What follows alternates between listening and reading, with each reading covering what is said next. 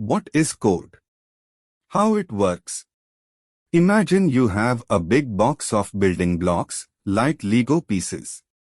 Each block has a specific shape and color, and you can combine them in different ways to create all sorts of things, like houses, cars, or animals. In a similar way, code is a set of instructions or commands that you give to a computer to tell it what to do. These instructions are written in a special language that the computer can understand. Just like you use the building blocks to create things, you use code to create programs or software. Let's say you want to create a simple program that says, "Hello" on the computer screen. You would write a few lines of code that look something like this. Print, hello.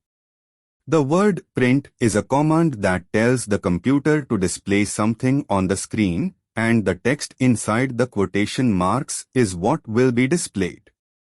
When you run this code, the computer will show the word hello on the screen. Code can do many different things. It can help you create websites, games, or even control robots.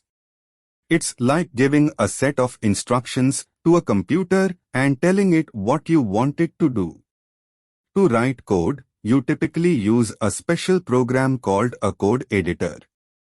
It's a bit like a word processor, but instead of writing regular text, you write code in this program. Once you have written your code, you can save it as a file and then run it using another program called a compiler or interpreter. The compiler or interpreter reads your code, understands the instructions, and then tells the computer what to do based on those instructions.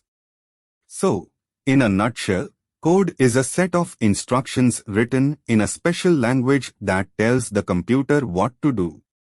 It's like using building blocks to create things, but instead, you are creating programs or software. Thanks for watching.